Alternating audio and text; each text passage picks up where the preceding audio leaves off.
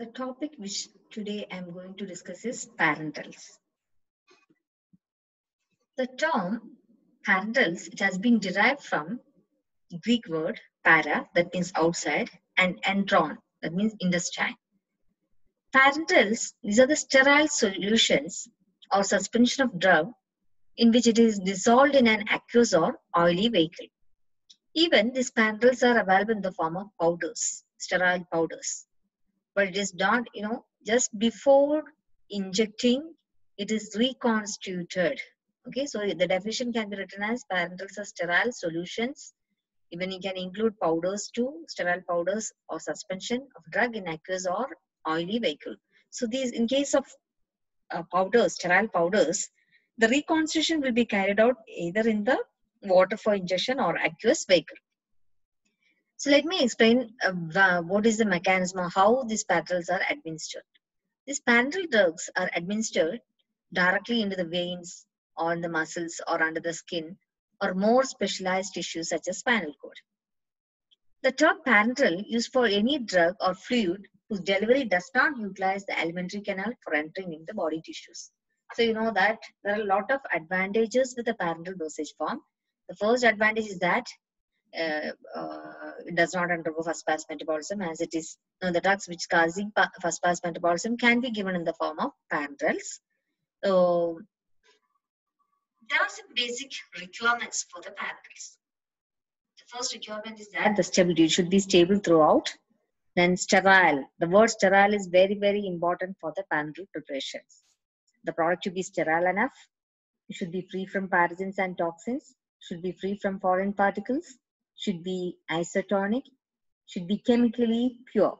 The high quality chemicals to be used. If it is of low quality chemicals, that it may lead to dilution of the ingredients, and thereby a lot of other effects produces. So the chemical which have been used for these parenteral preparation should be chemically pure. Okay, and let me explain about prior going into the deep. Let me explain about the routes, the parenteral routes.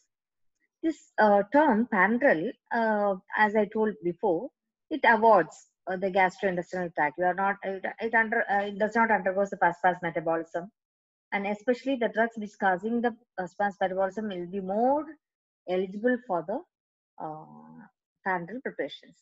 So we can say that the parenterals are injectable drugs that enter in the body directly and are not required to be absorbed in the gastrointestinal tract before they show their effect. So we can say that it is directly reaching into the systemic circulation, and it is having more rapid onset of action when compared to other routes of administration. Parenteral routes. Might have heard of the terms intravenous, intramuscular, subcutaneous, intradermal, intraarterial, intracardiac, intrathecal, intracisternal, peridural, intraarticular, intracerebral. See, these are the parenteral routes. So parenterals as such, if we say that there are many routes which comes under that, these are the routes.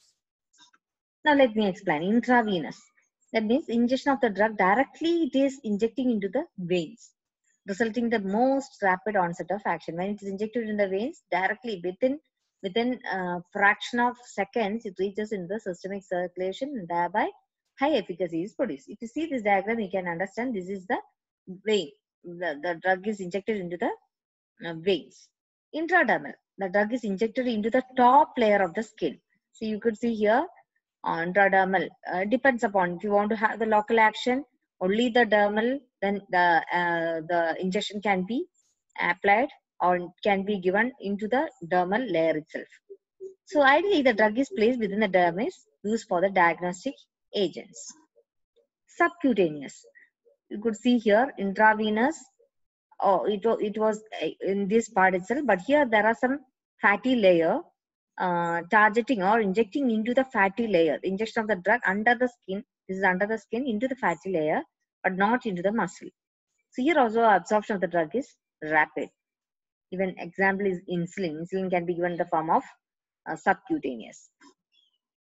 Intramuscular, you could see the difference, injecting into the deeper layers of the muscles. Especially the drug is in aqueous solution, absorption is rapid.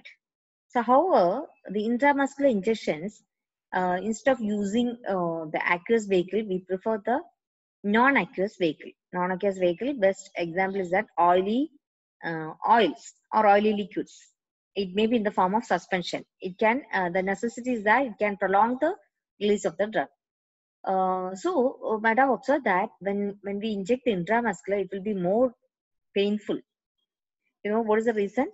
The reason is that these oils will have, it is thicker, right? It is quite thicker, viscous in nature.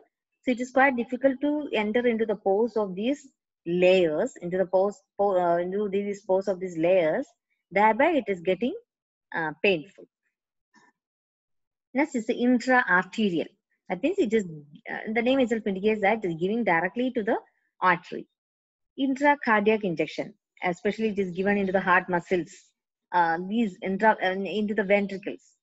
These intracardiac injection and all, it is only given in emergency cases. That's intrathecal injection. These are into the subarachnoid space, that means around the spinal cord, and is used for the spinal anesthesia. This is commonly used. Intracisternal injection, that means it is given in the first and the nerves, okay, and it is used for the CSF or the diagnostic purpose. Peridural injection, that means in between the, you could see this diagram, in between this dura mater and the inner aspect of the vertebra. This is also applicable for the spinal anesthesia and all. Peridural injection. Intra-articular, it is given into the articulating ends of bones in a joint. So you could see the diagram into the joints, especially like in order to lubricate the joints or something. It is not of a single dose. Several doses may have to be required. Intracerebral, that means into the cerebrum. Injection is given into the cerebrum. So these are the parenteral routes. Now let us discuss about the advantages. Advantages, we can say that it is useful for the patients who cannot take drugs orally, and rapid onset of action, useful for emergency situations, and provide sustained drug delivery, especially if it's in the form of intramuscular injections or implants. Avoids fast metabolism. You can inject directly into a tissue where the targeted drug delivery is possible. It's used for delivering fluids, electrolytes, or nutrients. Can be done in hospitals, ambulatory infusion centers, and even in home healthcare centers, and is having complete bioavailability. That means 100% bioavailability we can expect. That's the most advantage over here with the parents. So let us discuss about the disadvantages.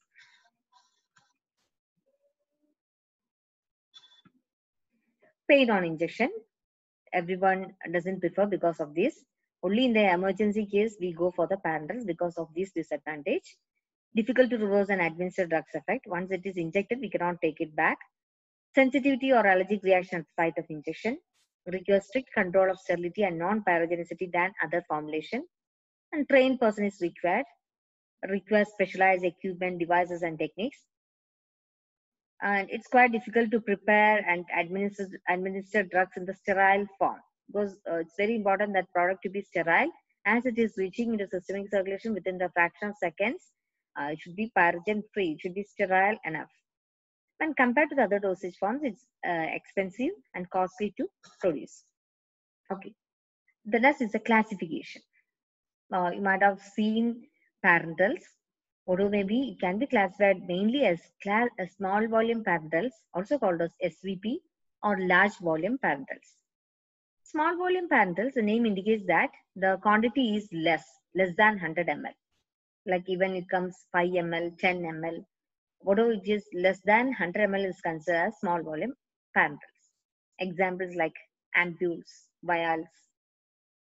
Large volume parenterals, as the name indicates that it is in large quantity. It is above 100 to 1000 ml. Like fluids. Fluids are given in the form of large volume parenterals. Dextrose solution to have the calories, or electrolytes, or the combination of the fluid and electrolytes. Even dialysis fluids. These are the examples for the large volume parenterals. The next subtopic is the formulation of parenterals. Just we have seen the definition, advantages, disadvantages. We should identify what are the contents present in the parenterals. The most important here is the aqueous vehicle. Under the aqueous vehicle, there are many vehicles used. Okay, so the most preferred 100% or 99% preferred vehicle is water for ingestion. Water for ingestion is a highly purified water which is used as a vehicle for the ingestion, and it is sterilized. As per the USP, it should not be more than 10 parts per million of total solids, and the pH of that water for injection will be within 5 to 7. It is prepared by distillation or reverse osmosis technique and is stored in chemically resistant tank. And second vehicle is bacteriostatic water for injection. The difference with the water for injection and bacteriostatic water for injection is that these solutions are prepared under aseptic condition and is not terminally sterilized, but it should meet the USP sterility test. So here, everything doing under aseptic conditions, but not terminally sterilized. But here, it contains at least one bacteriostatic agent of 30 ml or less. Third is the sterile water for ingestion. That means the name itself indicates that it is sterilized, which contains one or more bacteriostatic agent. Mainly, the sterile water for ingestion are used for the multiple dose containers. So multiple dose containers means the small volume parenterals, especially the small volume parenterals. We know that the package may be of 5 ml. So at a time, we don't inject the 5 ml. Maybe our required dose is 1 ml or 2 ml. Once after taking the particular amount, the remaining can be used on the further day, the next day or something. So that is the multiple dose containers.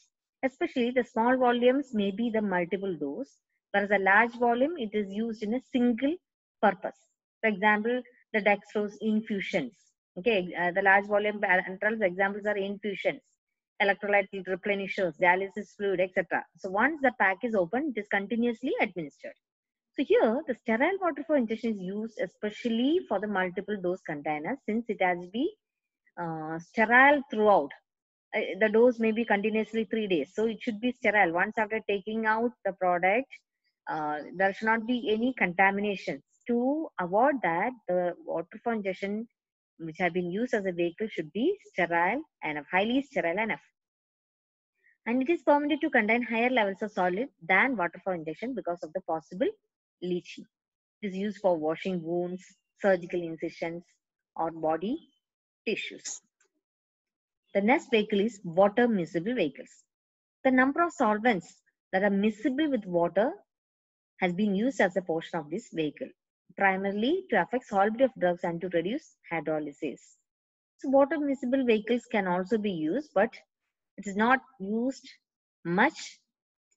Majority of the cases, water for injection, if it is soluble in the water for injection, 99 to 100% water for injection or sterile water for injection or bacteriostatic vehicles will be used. So examples like ethyl alcohol, a little part will be added added with the water to increase the solubility of the component, or liquid propylene glycol, glycerin, and it is used in the ethyl alcohol, especially it is used in the case of the cardiac glycosides, the drugs which comes under the category ethyl alcohol will be used. Non-aqueous vehicles. So aqueous vehicles, we have seen the examples like of water for injections, sterile water for injection, bacteriostatic vehicles, water miscible vehicles, even potable waters. Potable water means the drinking water. It can be used, but it is used under aseptic condition, and once after the product is prepared, it is sterilized. Talking about the second category of vehicle, non-aqueous vehicle. This non-aqueous vehicle, the drugs which are not soluble in the aqueous vehicle, then the only preferred vehicle is a non-aqueous, especially the oils. These are the examples: fixed oils, peanut oil, corn oil, cottonseed oil, sesame oil, soybean oil, ethyl oleate, isopropyl myristate. Especially for the intramuscular injections, the preferred vehicle will be non-aqueous vehicle. So first we have discussed about the vehicle. That is the first formulation aspects. The formulation requirement. It is very important that the vehicle Second is the other additives. So other additives in the sense there are many other agents which has been used.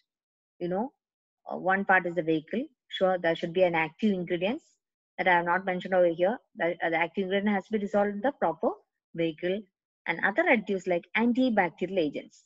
These antibacterial agents are optional. Especially it is used only for the multiple dose containers. The purpose is that to prevent the growth, microbial contamination or microbial growth. Only limited concentration of agents are used. Example, phenyl mercuric nitrate or thiomerazole at a concentration of 0.01%. Benzethonium chloride, benzalkonium chloride at a concentration of 0.01%.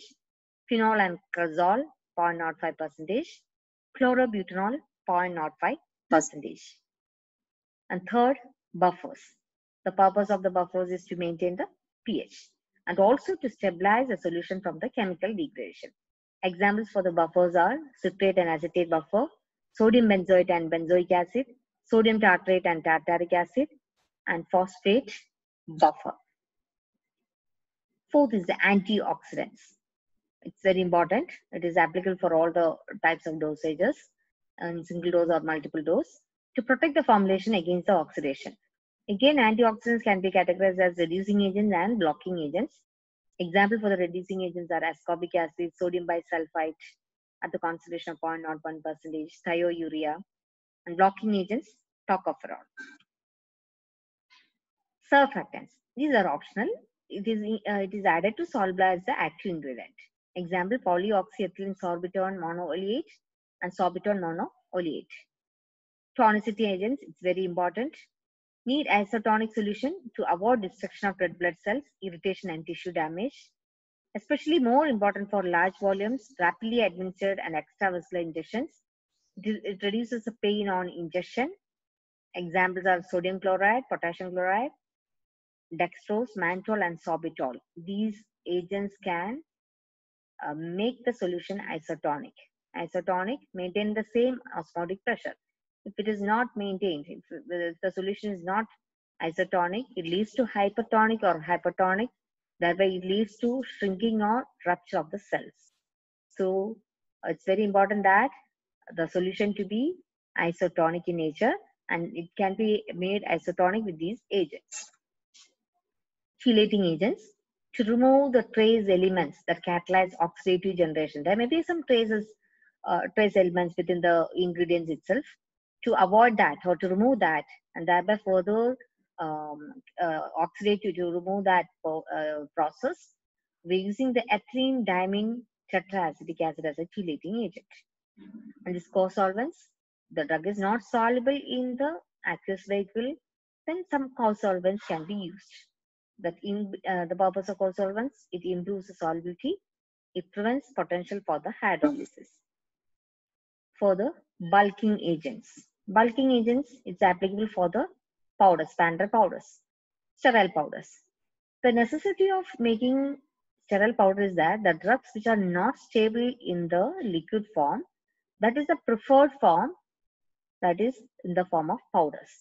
Just before use, the powders has to be reconstituted with the water for injection. So the water for injection will be provided along with the packet of the sterile powders, so that the powder can be, the water for injection can be added to the powder, and just before use it is diluted. Next, suspending agent is applicable for the suspensions like CMC, methyl cellulose, gelatin, sorbitol. It acts as suspending agent. Emulsifying agent, it is applicable for the parenteral emulsions. Example, lecithin, polysorbate, AT. So these are the aspects which comes under the formulation of parenterals. Thank you.